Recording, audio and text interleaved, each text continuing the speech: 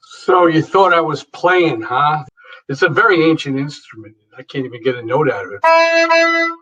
Anyway, how's everybody doing? I'm Jeff Kampf, and I have a great presentation for you this evening on ancient China.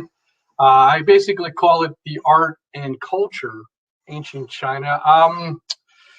I went as a college professor, and I'm still a college professor. I went to an incredible seminar on ancient China at Princeton University, and I tell you what, it was just one of the most incredible experiences, and a lot of this lecture incorporates some of the things that I learned. Okay, so I would like to start off tonight. Before we get into some art and some culture, I'd like to give you a little brief history of China in a very distinct video that I found when I was teaching at Drew University. So let's start that, and I'll come back to you on the other side.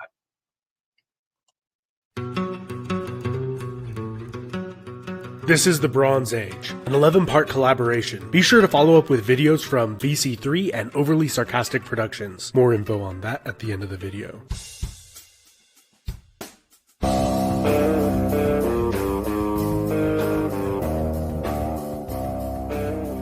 The geographical region that became China has clear territorial boundaries. The Gobi Desert in the north, dense jungle in the south, while the east and west are bounded by formidable mountains and the sea. Nearly all of the land fit for agriculture in this region is centered around the floodplains surrounding the Yellow River Valley in the north and the Yangtze River in the south. The major early prehistoric cultures of China were centered around the middle and lower Yellow River Valley. These early people were the first to control the unpredictable and dangerous floods of the river valley through sophisticated irrigation techniques, drastically increasing crop yields and population of the region, and are likely the basis for the semi-mythical Xia dynasty. Not long after the first bronze objects were cast in the area of the Yellow River, the Shang rose to power. They built the oldest nation-state in Asia that we have significant, undisputable historical proof for, as they left behind a fully formed writing system, a precursor to modern Chinese, with over 3,000 characters, many still in use today. The Shang were led by an all-powerful priest king, who ruled over a rapidly increasing population, which expanded in every direction, colonizing and building large walled cities throughout the kingdom, the greatest of which was Anyang, capital city of 12 kings and 8 generations of Shang. Much of this growth was fueled by bronze. Sharp and hardy bronze agricultural tools increased farming productivity. Armies armed with bronze weapons and armor could conquer and control more territory, and large bronze bells and ritual items demonstrated the wealth and power of the state and the king. Between 1300 and 1200 BC, the domesticated horse and spoked-wheeled chariot changed the face of warfare and societal structure within Shang China. Now beneath the king was a powerful military nobility who controlled vast sprawling estates centered around the production and maintenance of chariots and the breeding of horses. Over time, the Shang gained a reputation for cruelty and oppression, evidenced by the hundreds of commoners believed to have been buried alive that have been found in the graves of Shang nobility. Along the banks of the Wei River, to the west of the Shang, the state of Zhou steadily grew in power as a nominal vassal state of the Shang. Around the year 1050 BC, the Zhou crossed the Yellow River with an army of 50,000 men. Initially greatly outnumbered, their fortunes drastically improved when 170,000 slaves that had been armed to protect the capital city defected and joined the Zhou. The king of Shang set his own palace on fire, dying within. They were able to defeat the Shang, establishing the Zhou dynasty. Unlike the king of Shang, who ruled a very centralized state, the Zhou implemented a system based around semi-independent feudal states, governed by the king's 16 brothers, other family members, and in-laws. Zhou's first king Wu would only rule for 3 years. When his son succeeded him to the throne, a massive rebellion erupted. Shang loyalists joined together with discontented nobles, including 3 of the young king's uncles. However, another uncle, Dan, the Duke of Zhou, the deceased king's older brother, stayed loyal to the young king. As regent, he defeated the rebellion and his younger brothers in a 3-year war, and then consolidated and expanded the kingdom. and developed the Mandate of Heaven doctrine to justify the divine right to rule of the Zhou, because the Shang had become corrupt and decadent. The Duke of Zhou also established a new eastern capital city at Luoyang to administer the eastern portion of the kingdom. Once the young king came of age, he gave up power, stepping down as regent, without any trouble or conflict. The Duke of Zhou is still revered today in China as an example of loyalty. The Zhou dynasty is divided into two periods, the Western Zhou and the Eastern Zhou. During the Western Zhou, the kingdom was ruled from the twin capital cities of Fenghao. The Western Zhou period ended when the king was killed and the capital city was destroyed by an alliance of Western nomads and the family of one of the king's disgruntled wives. Again, the Mandate of Heaven doctrine was used to legitimize a violent change in government, which would become a reoccurring theme in much of Chinese history. The capital was moved east to Luoyang, beginning the Eastern Zhou dynasty, which is split into the Spring and Autumn and Warring States periods. The Spring and Autumn period saw a continual decline in the king's power, to the point where he only had a ceremonial rule, while the Marquis and Dukes of Zhou gained greater autonomy, gathering large private armies, and becoming fully independent states over time. During the Spring and Autumn period, an endless cavalcade of increasingly large-scale wars between hundreds of tiny states gradually coalesced into a little over a dozen warring states. Despite the violence and chaos of this age, it was also an age of profound philosophical thought, with the philosopher Lao Tzu emphasized living in harmony with the natural world. Confucius, the founder of Confucianism, believed justice, peace, and properly acting out one's role in life were the greatest aims for a person and a society. Han Fei's doctrines of legalism taught that people were selfish and needed strict restrictions placed upon them in order for society to function properly. These ideas heavily influenced Chinese bureaucratic administration for millennia to come. Sun Tzu, a military advisor and general for the state of Wu, wrote down a military treatise, The Art of War. The strategies in this book have been employed in Asian warfare ever since they were written down,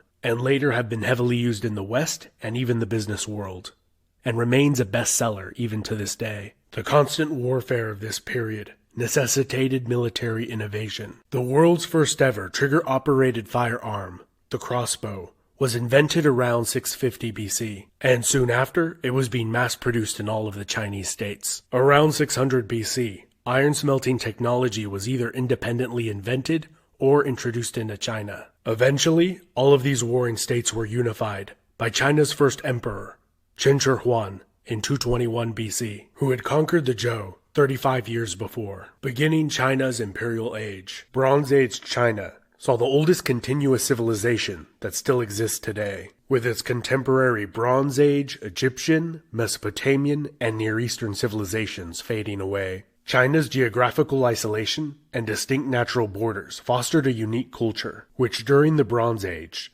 looked at itself as not the greatest civilization, but the only civilization. Beginning in the Zhou dynasty, and perhaps before, they began referring to their own country as the Middle Kingdom, China being the modern name. They viewed the fringe states that surrounded their territory as barbarians who made pale imitations of their own culture. The most impressive of these was the state of Shu, which created some of the most impressive bronze work ever created. Interestingly, China's population greatly increased during the Spring and Autumn and Warring States period, with these states making up over a quarter of the world's population of the time.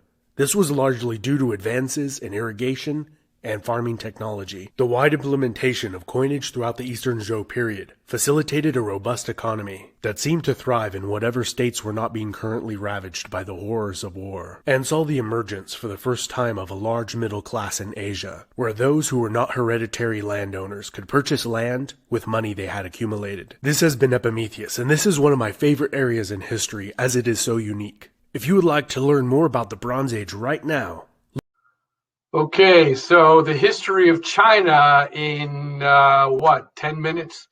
What I want you to get out of it is that China is notorious for its up and its down, right? Really, successful and then failure. Successful, then failure, all throughout its history. So when you succeed and fail and succeed and fail again, you learn a lot. So we're talking about 5,000 years of education here. So China is powerful. China is smart. And China is, just, I can't even say. I mean, China is an ancient 5,000-year-old classroom. That's what I can say. All right, so let's get to it. We're going to look at a presentation right now. And if you have any questions, definitely please put them in the chat box, and I'll try to address them at the end of the lecture. So this here is a Chinese symbol. It is a trigram, as they call it in Chinese, a trigram. And you see the yin and the yang in the center.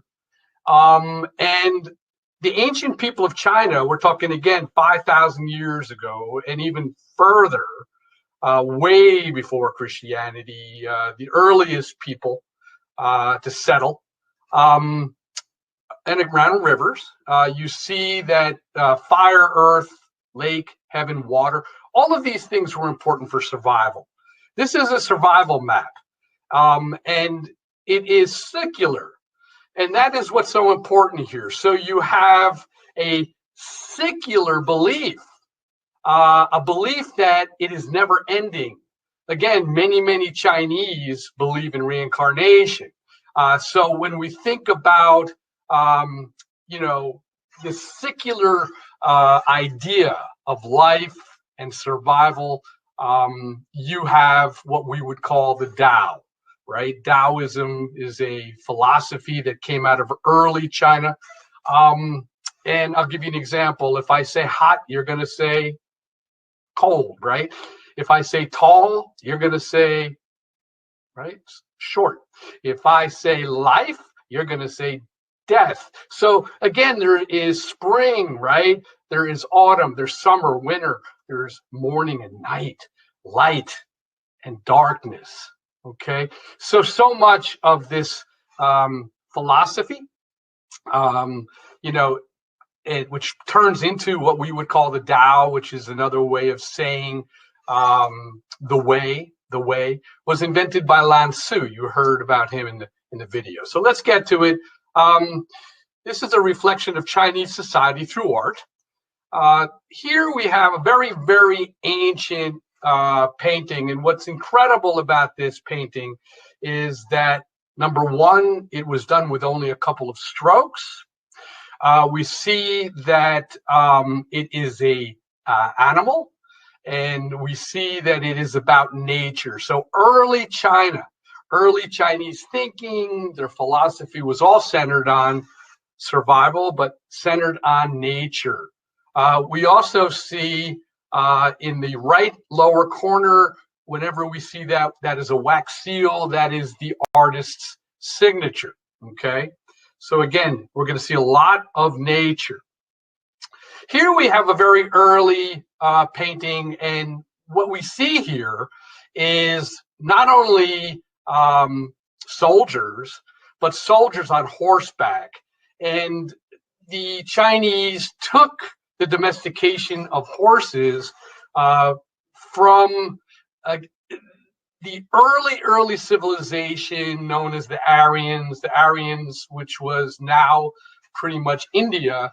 They were into domestication of horses. In fact, they sacrificed horses and thought horses were gods. The Chinese learned about domestication of horses, but also what's very important here is if you look very closely, you see women. And there was a great respect for women, and women were protected in very ancient Chinese society. There's a lot to say about that, but women were extremely valued because they were the birth mothers, okay? They gave birth. And again, this centers around this idea of survival. Here is a very early painting. It is not on paper. That is parchment, and parchment, it was extremely expensive. And this is like a family picture. This is like a picture you would have over your piano in your den. This is a great picture of a large family And the fact that it's on parchment, we know they were wealthy. Okay, they probably had somebody do this artwork for them because they had a lot of money. Here again is a fan. It's silk. We see a silk fan, and again, silk was very expensive in ancient China. So we have nature, right? We have the flowers, but we also have silk, and we have a fan which was made for somebody. So what does this say? It says that they were very successful civilization because they had money to spend. And again, early China, we don't have money. It's based on trade. It would be barter, right? So if I was good at fishing, I would go out and fish, catch some fish, and then barter for this fan. So let's take a look at Chinese scroll painting. But before we get into it, I'm going to just show you what a scroll looks like. But now I would like to show you a video on ancient Chinese scroll paintings. Sure, we have a surface that's not gonna. This is a 14th century painting I've got in my hand here. The whole viewing of a Chinese painting is a ritual enactment of leaving our world and moving into the world of the painting. Maxwell Hearn is about to become curator of the Asian Art Department at New York's Metropolitan Museum of Art. He oversees what some say is the most comprehensive collection in the world. Hearn's specialty is Chinese scroll painting. He took a 14th century painting out of storage to show the New York Times the intimate way that these works were meant to be experienced. The scroll is protected. It's lovingly swaddled in silks and protective boxes. The physical connection to the work of art is really important, and every surface we encounter, there's beautiful ancient brocades. This one dates to the 17th or 18th century. It's an ivory clasp, a nice woven silk ribbon that secures the piece. So as we unroll the scroll, we encounter these bands of silk that are called geshui, which means moat. So you're actually crossing a moat, entering into the space of the picture, and oftentimes that brocade border is a place for collectors to place their seals of ownership. And then the next part of the scroll is called the frontispiece. This introduces the scroll. It gives the artist's name, Fang Hu Zhenji, and finally we enter the world of the painting. The artist Fang Congyi has given us something to identify with here. We see the roofs of a temple hall on this peninsula in the foreground, and it's from this vantage point that we can enter into the painting. So we're given an anchorage here, and as we walk through these trees right down to the spit of land at the very end, we can focus on these beautiful grasses drawn with maybe a very fine-tipped brush. So our focus is really narrowed into the foreground. We look up, we see this vast expanse, and then something magical takes place. It is a kind of transformation, a transmutation of space that the artist has created, so that we leap in a matter of inches from these fine grasses across to trees that are already clearly a mile away from the foreground trees that we saw just a minute ago. That shift in scale makes this mountain enormously high, so we've gone from a contemplation of deep distance to a contemplation of height, of unimaginable towering height. And then this extraordinary Taoist painter reminds us of the impermanence of the universe, that even this substantial granitic cliff can be dissolved and return again into vaporous qi, or the breath of the universe. And the very last few inches of the scroll, we return to nothingness. Only the Qianlong Emperor was brazen enough to put his seals here to interrupt that contemplation of the void. The other remarkable thing about Chinese paintings is these hand scrolls have paper mounted behind them to cushion the painting from the roller, but the custom arose of inscribing these blank papers. This man begins by saying that Yunshan Tu Yifu Shangqing Gao Shi Fang Fang Hu Suo Zuo Ye. He's given the painting a title, The Cloudy Mountains, And he says that this painting was done by the lofty scholar from the Upper Purity Temple, Mr. Fang Fanghu. The whole thing becomes a commentary about the painting, about the artist, his place in art history, and there are a number of these commentaries that are appended after the work of art. These are all dating to the early 15th century. An inscription was added to in very recent times. This is actually dated to 1949 by Wu Hufan, who was C.C. Wang's mentor. C.C. Wang was the last collector of this, and I later studied painting with C.C. Wang. So, in fact, through this inscription, my teacher C.C. Wang's name is mentioned, so I become a part of the history of this scroll.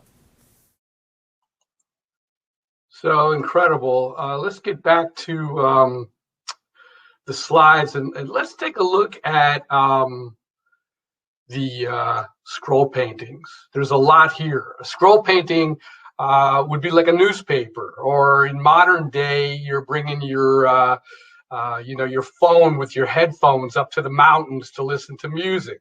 This is what they would carry with them, and they were sold and they were bought, and this would be something you would take up to the mountains or out to the woods, and you would meditate with this. So here is a Chinese scroll painting, and again, notice that even the scroll painting that the professor was talking about, again, we see horses. What is valuable? What is the Chinese, what do they value? Well, here again, we see nature, we see horses, right? Here is, again, we see an incredible landscape, a beautiful scroll. You see the artist's seal up top, but again, we see nature. This is what's important. This is a picture of a scroll, and what's important to these people, to this artist? Well, the court. And we see, again, women, we see family, we see people, gathering and at peace. And this is a very important scroll. It shows us a lot of a particular part of society. This here again is lyric. It is a Chinese scroll with what you heard in the video. This would be something that they would pass on from person to person. It could be a poem or some kind of reading. So Chinese screen painting, we start to get into screens, which are much larger. Some of you might actually have screens separating your rooms. That's very popular in modern society. We see now the beginning of not just nature, but we do see a temple. We also see ships out on the water. So the artist is starting to introduce a little bit more than just nature. And that is important because, that's becoming important in Chinese society. This could be a Tao temple. It could be, it's not Buddhist, it's too early. But again, we're starting to see a little bit more than just nature. Here is a beautiful screen painting. Again, we see nature, we see mountains, we see a very, very tiny human being, right? We see a tiny person. And that's very significant because nature, according to this artist, is so much bigger than mankind. Nature is big. Nature is, quote unquote, the universe, God. Man is very, very tiny in this picture. Again, a lot of nature, very important. So now we go all the way back to Neolithic, the 4th century. And this is really the beginning of time here. I mean, this is very old. And what's interesting, when we look at this Chinese pottery, we're starting to see some geometric shapes. And what does that tell us? Well, geometry, just like in the Greeks, we start to see this idea of what is this? Where are we? What is in my mind? What is out there in the universe? And we're starting to see this geometry and these patterns. Here we have a little bit more in the way of geometry and patterns. We see this in Pueblo pottery, these ideas, these symbols, and it really is what if, what is, this all about? And again, another pot here. Now we get into the Bronze Age and we start to see some very sophisticated artwork. First of all, working with metal is extremely burdensome, but we start to see patterns here, and they're starting to think about a deity. They're starting to think about, well, how did all of this get here? How did I get here? And these artists are starting, he's starting to add the idea of putting nature, again, nature, but we're starting to see a focus on a deity, right? A deity. Here we see, again, a pot. This could be a wine jug. And what do we see in the bottom left-hand corner? Well, we see a phallic symbol. It's a penis. And again, we're starting to think about, how do we create? How do we recreate? How do we procreate? And in all early civilizations, all societies, this idea of procreation and how valuable procreation is, it was essential to survive. A little keynote, a little caveat: homosexuality is forbidden in early societies, the Hebrews, the Babylonians, and here we see in China, because homosexuals do not procreate. Here we see again a incense burner, and we see the symbols on the left and the right.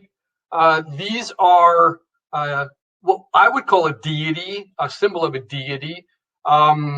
Sometimes it's a snake, sometimes it's a dragon. And what is the symbolism of the snake? Well, the symbolism of the snake is never ending. Again, when a snake curls up, it curls, and it's a never ending, right? Never ending story, a never ending symbol,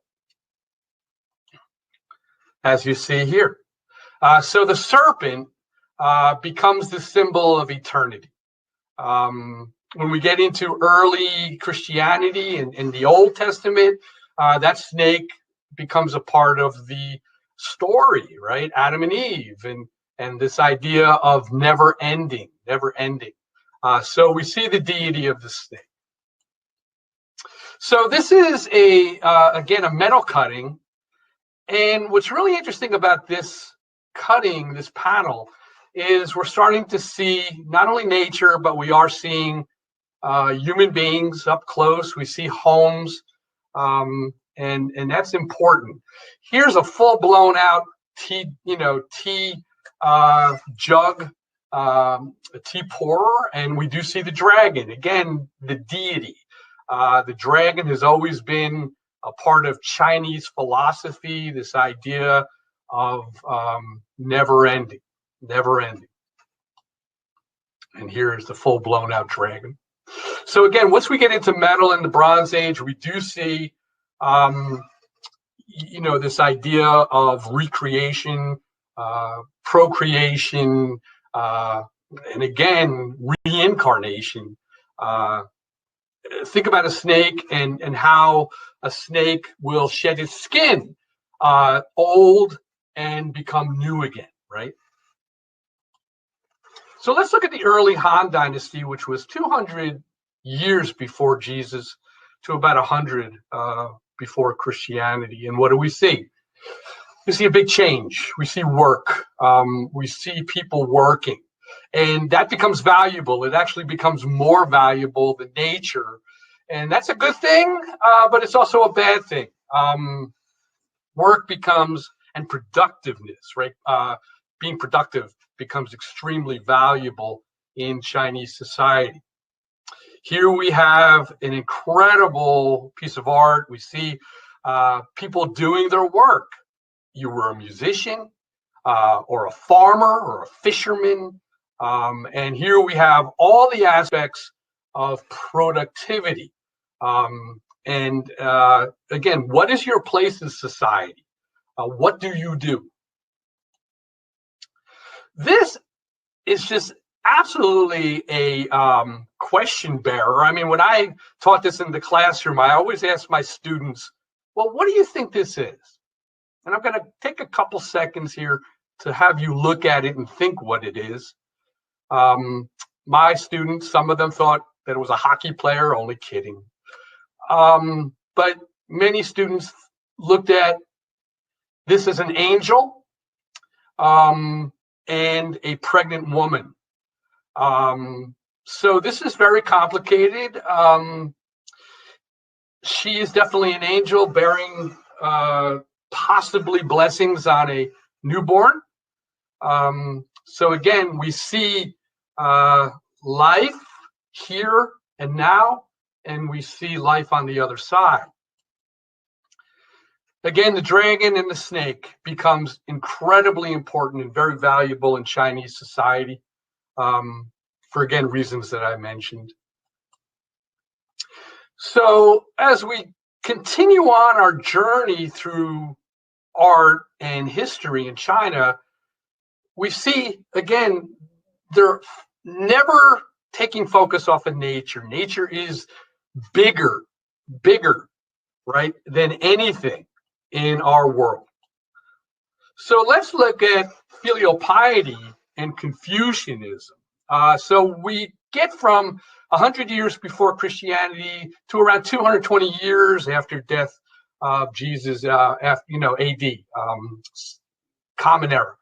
And Confucianism is a very, very important philosophy by Confucius, and the whole philosophy is very easy to understand. You respect your elders. Your elders are the dragon. They are the snake. They understand. They have the wisdom.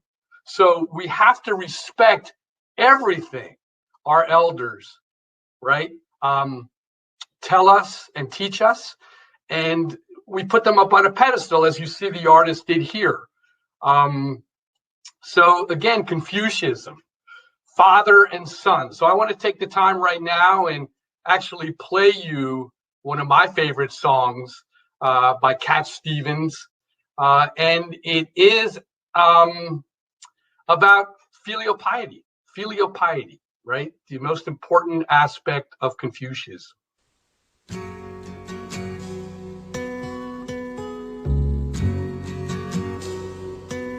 Read the lyrics.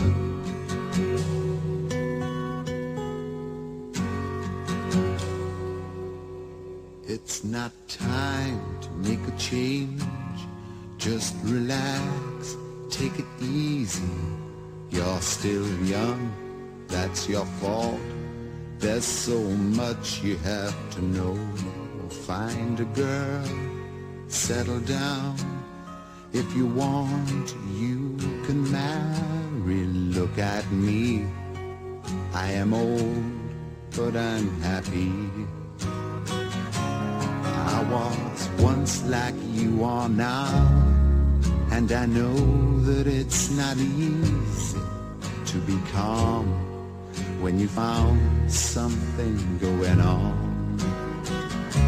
But take your time, think a lot. Why, think of everything you've got, for you will still be here tomorrow, but your dreams may not.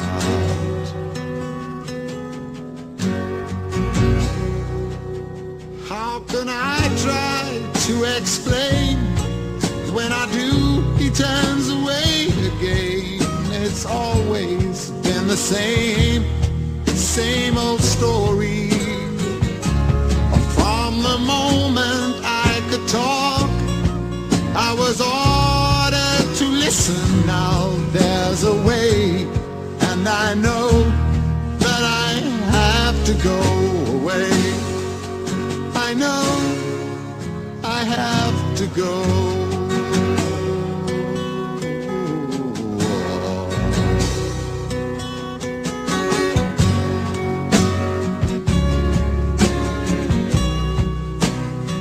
I wish I could do the whole video, but you saw there filial piety. You saw the father, I am old, but I am happy.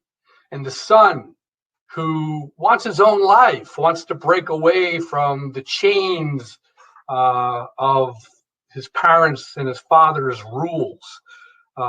He doesn't want to be like his father. He wants to go out and do his own thing. I have children, you probably have children, and you know that story. So again, filial piety, very, very important in Chinese history. So again, we see this whole idea of wisdom and the elders, even the dog. This is an amazing picture of a dog who respects his master in Confucius times. The respect of not only our elders, but our wise leaders. This is what this is. The emperor in the court, respect, and again, putting our leaders up on a pedestal. Whoa, let's not go there.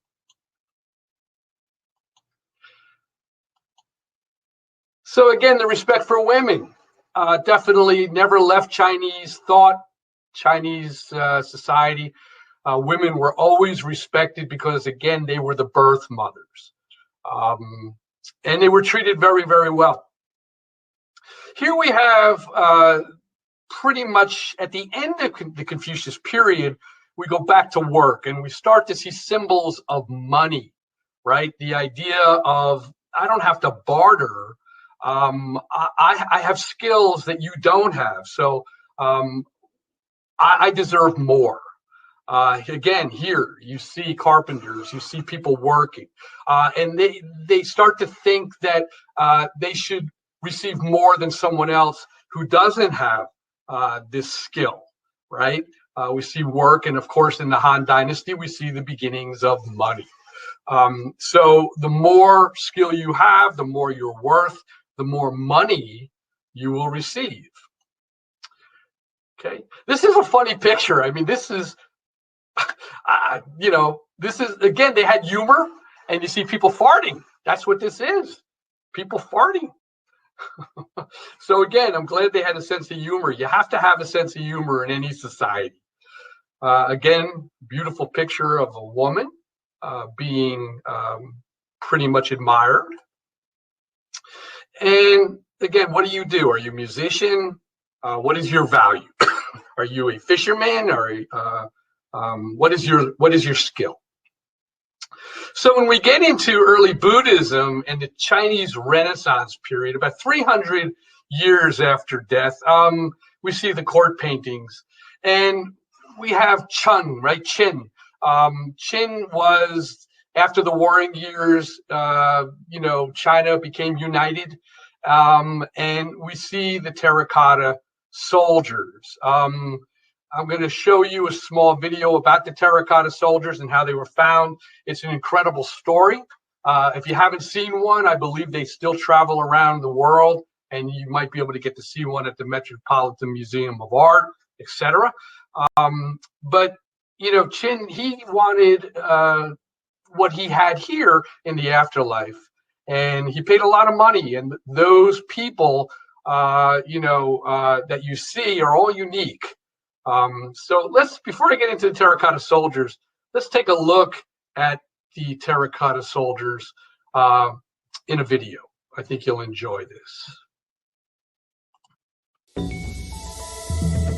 In 1974, the fertile grounds of Xi'an, China, yielded a spectacular secret.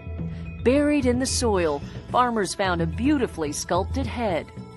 One by one, soldiers emerged until an entire clay army was unearthed, each individual painstakingly handcrafted and ready for battle. It's a military force of thousands, created to escort the founding father of the Chinese Empire into eternity. Qin Shi Huangdi came into power in 246 BC when he was just 13 years old. Qin spent most of his ruling years at war, uniting much of what is now China. He standardized writing, currency, weights and measures, and even built a series of highways, and he commissioned the first version of the Great Wall. Despite Qin's enormous achievements, He wanted more. He wanted immortality. He began building a second empire, one that would accompany him into the afterlife. It would become one of the largest mausoleums on Earth. More than 7,000 warriors, archers, cavalry, charioteers, and foot soldiers guard his tomb. Qin envisioned his life after death to include civilians as well, government officials to serve him, acrobats, dancers, singers, animals, and even a strongman to entertain him. It took over 36 years and a workforce of 700,000 conscripted workers to complete Qin's terracotta army and court. Workers accomplished the enormous task by dividing up the labor in assembly line fashion. And yet, no two statues are the same. Each depicts an individual with its own hairstyle, facial expression, and painted details. The warrior's craftsmanship and style astonishes scholars. Why would an emperor want each of his troops to be unique? Perhaps for Qin, beauty and individualism were as important as compliance and uniformity. We can only speculate based on the contents of the mausoleum, for Qin left no records of this grand creation. Records from the next dynasty indicate that Qin was not a popular ruler. He massacred the armies of 6 states, had hundreds of thousands of people punished through forced labor, subjected his people to high taxation, and showed little tolerance for dissent. Qin outlived numerous assassination attempts and was quite paranoid about revolution. He may have thought these threats would follow him into the afterlife. The army faces east, toward states Qin conquered during his lifetime, as if he anticipated vengeful troops coming over the horizon. In fact, his own warriors may have armed the revolt that did come after his death. Peasants snatched the metal swords from the clay soldiers' grasp and overthrew Qin's successors. But despite looting, fires, and the passage of time, Qin's army survived into the modern world. A group of Qin's clay figures is now on tour. It will be on display at the National Geographic Museum in Washington, D.C. in November 2009. So Qin, right? Qin, China. So China is actually named after Qin. We're getting some really interesting questions, and I would like to address them at the end of the lecture. But let's get back to the terracotta soldiers. These terracotta soldiers are very unique because each one is different, which means that he paid money to these soldiers and to the workers to pose. They were paid for this, and it was paid out of the people's money. So Qin wasn't very popular, and again, there was a big uprising, and Qin, was thrown out. And we start to see the rebelliousness in the people against the government, against their leaders. They became disrespected, and they were looking for new philosophies, new ways of life, new ways of thinking, hence Buddhism, right? The whole idea that it's okay to suffer. Buddhism is about suffering, that suffering is good, that you learn from suffering. And again, there is the yin and the yang, the up and the down, the wax and the wane of Chinese civilization. Buddhism, this idea that it is good to suffer. And we start to see Buddhism become extremely prevalent and popular in Chinese society. Again, we see a lot of art in this period of the court where women are treated extremely well. There was a question and a comment about women giving up their babies. That's much later. much later. You're talking about modern Chinese society. And you're also thinking, we're going to look at foot binding, which came in the medieval times, even a little later, 18th century, 19th century. We'll look at that. This is a wonderful picture of the emperor. And we see after Qin, we see a look of despair. We see a tired emperor. And the emperor now is again working for the people. So respect comes back for the leaders of China and the leader. And we see a very tired, emperor. And this emperor now is starting to take on the philosophy of the people again. And we start to see not only this idea of respect for one another, but you see, this is a very interesting picture. We see overweight women.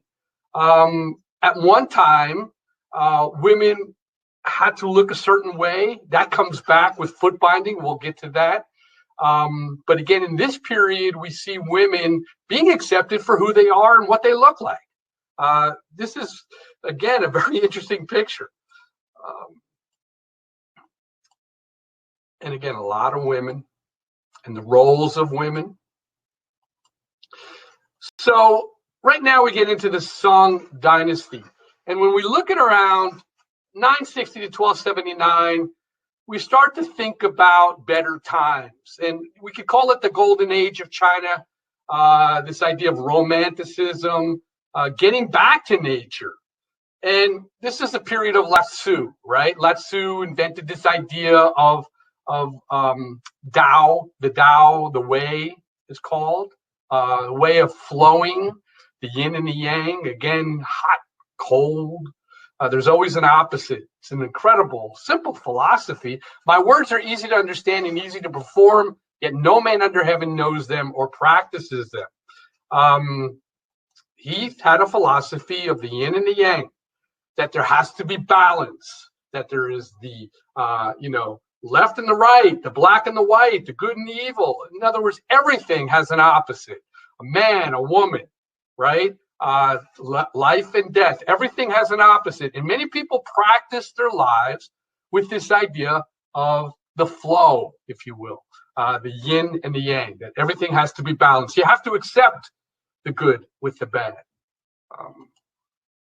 So we get into Tao paintings. And like I said, we go back to nature. We get away from work. We get away from materialism. And China almost comes full circle here. And during this period, we see, again, this very little man, this very little human being amongst this great, picture representing nature. So they come back. And we start to see, again, this revival, this romanticism. This is a Tao painting, and it's very strange. Taoism, this idea that the material world does not exist, that only the spiritual world exists. And we have, again, a Tao painting. Look at this painting. This is a human being out in the middle of the universe. So Taoism is very popular at this time. Again, you see the frog on top of this person being one with nature, that nature has to be balanced with work and man, that everything is secular. Let's go back to that first slide. You see a man looking up at the universe, right? And even the emperor. And this here is a Tao temple. So we start at the bottom, and you see we climb to the top, right? We climb to the top, which leads us to the universe. So just a few more pictures. And this being the last picture is absolutely my favorite. And we have Confucius, we have Lao Tzu, and we have Buddha all looking up at the artist. What does this say? It says that the artist learned, that the artist is now educated, and they're looking up proudly. These incredible, wise men are looking up at the artist. We do have a little bit of time. I don't know if you want to go over. I'm looking at the chat. There are a lot of questions. Wasn't the rise and abandonment, abortion, etc., a byproduct of the 17th century cinematic catastrophe and a perception of overpopulation? You guys are way ahead of yourselves. Okay. No. That comes much later. We're talking about ancient China here. But while we're at it, let's take a look at a video about foot binding. And this is much later, when we start to see these philosophies, which are negative, right? The whole idea of overpopulation and all of that. So let's take a look at this right now. Hi, my name is Marcy Engelman, and I'm the museum educator for the Mutter Museum. Today, I'm here to talk to you about a specific form of body modification known as foot binding.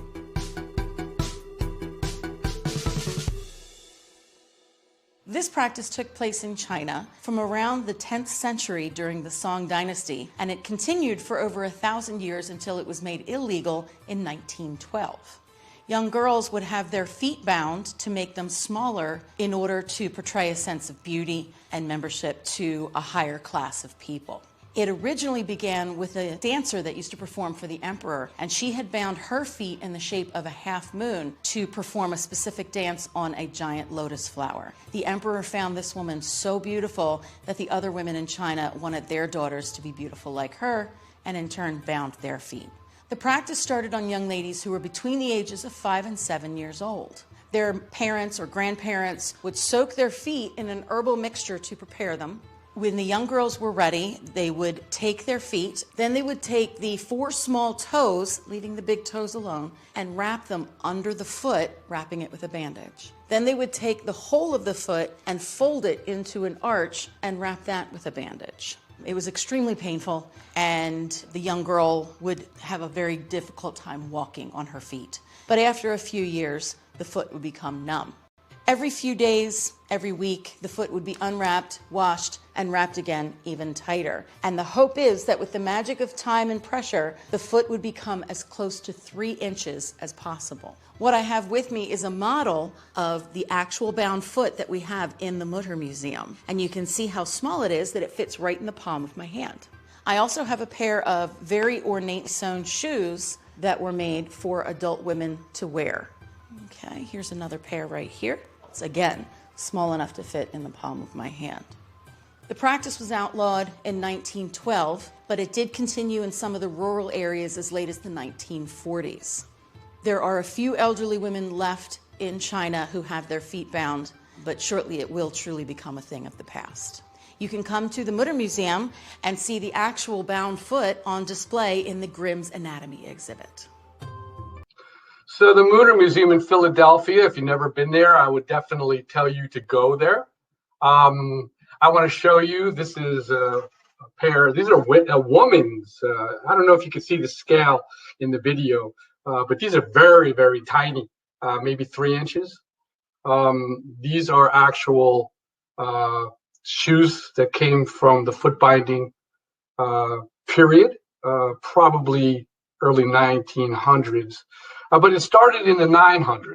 Again, some of you are getting confused with later times. I mean, Mao, the 1920s and 30s. Let me recommend the film. It's called To Live. It's absolutely, if you can find it, I don't know where you're going to find it, but it's called To Live. It's about very early China in, probably late 1800s all the way to modern times. To Live. Just a couple of more little pieces. This was my grandmother's. I don't know if you could see it. They're made of ivory. And again, when you think about ivory, it's illegal today. But these are, very popular in the 1930s when my grandmother collected ivory and Chinese artifacts. They're from China. And again, again, foot binding, right? I mean, so let's get to your chats. Caroline, if a woman were so respected, then why were babies abandoned and considered worthless? Not true. You're thinking about modern times. Back in ancient China, 5,000 years ago, just like the Hebrews, before Christianity, way before Christianity, and again, continuing with Christianity, procreation was everything. In every civilization, survival was the most important aspect of life, because there weren't that many people. There was a lot of disease. People died young. So survival, right? This whole idea of procreation. Let's keep on going here. Let's keep on going. What other questions here? I'm curious about the angel picture. Perhaps it's my own culture coloring what I see. It looks Christian. That was way before Christianity. Seems discordant compared to the rest of the art. And again, I replied, that's why it's such an amazing piece. Did the Chinese know something about the other side, right? I believe in reincarnation. Look at my tattoo. That is, again, the never-ending story, right? Snakes. I'm very into this. Very into reincarnation. Very into this idea of continuation. This idea of balance. That never, things don't end. Things continue, and we have to learn. And the more we learn, the more we take with us, and we hopefully use. Right? The Indians call it karma. So again, wasn't the rise in abandonment, abortion, etc., a byproduct of the 17th century climatic catastrophe and perception of overpopulation? Again, to live. Make sure you see that film. Any other questions? I'll wait a couple seconds here for you to type in questions. Any more? Dana, what do you think? Should we end it? Give me a heads up here. Amy, Jay, any other questions from some of our guests? I still see we have 21 people on. We went a little over. I hope you enjoyed it. I hope you learned something. And we could possibly do modern China. We could look at the Mao years. Again, this idea of communism. When we get into the 1960s, right, we have Mao's Little Red Book. But what I hope you got out of this is China up and down, right, up and down. And think about how many years, 5,000 years of education. And they learned a lot. Dana, thank you. Thanks for having me, everybody. And stay safe. Wear a mask. The Whiteley family. What was education like for children in ancient China? Again, when we think about education, it was usually they were homeschooled. Education was everything.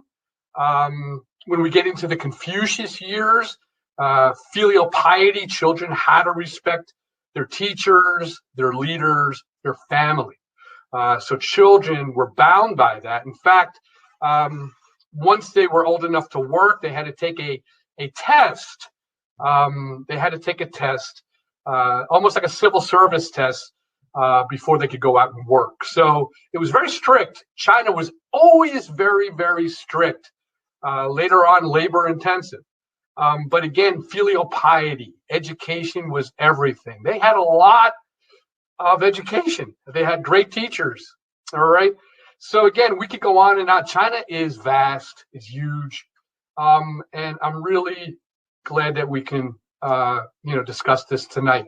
And we'll come back with another lecture, maybe on India, another incredible civilization with a lot of education, which, again, they pass on infinitely. So pass it on. Pass on education. It is the most important thing in any society and any civilization. We need the truth. Okay? The truth.